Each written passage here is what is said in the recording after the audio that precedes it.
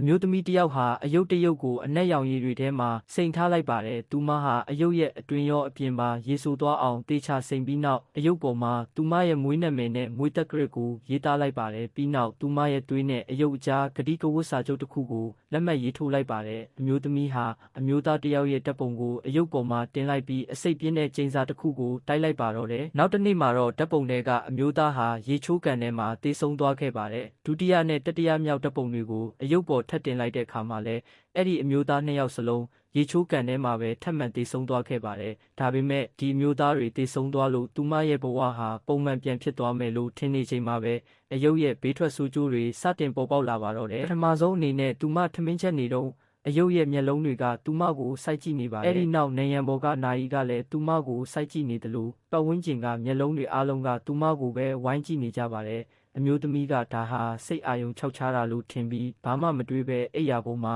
လှဲနေလိုက်ပါတယ်။ဒါပေမဲ့သူမဟာအယုတ်တွေအပြည့်ရှိတဲ့အခန်းတစ်ခုကိုတွေ့ရှိသွားပြီးအဲ့ဒီအယုတ်တွေကသူမကိုစတင်ထိန်းချုပ်လာပါတော့တယ်။အဲ့ဒီအချိန်ကြာမှအယုတ်မလေးဟာသူမရဲ့အိယာခြေရင်းမှာထိုင်နေတာကိုသူမသတိထားမိလိုက်ပါတယ်။အယုတ်ရဲ့အရေးဟာတဖြည်းဖြည်းကြီးမားလာပြီးအပေါ်ကနေခုန်ချလာကအလောင်းကောင်ကြီးအဖြစ်ပြောင်းလဲသွားပြီးသူမစီကိုတရွတ်တိုက်သွားလာပါတော့တယ်။ရုတ်တရက်ဆိုသလိုအရာအလုံးဟာအိမ်မက်ဆိုးတစ်ခုလိုဖြစ်သွားပေမဲ့သူမရဲ့လက်တွေမှာတော့သွေးတွေလိုစွန့်ထင်းနေခဲ့ပါတယ်။ဒီအကြောင်းရင်းကိုသိရှိနိုင်ဖို့အတွက်သူမဟာအမှန်တရားကိုစတင်ရှာဖွေပါတော့တယ်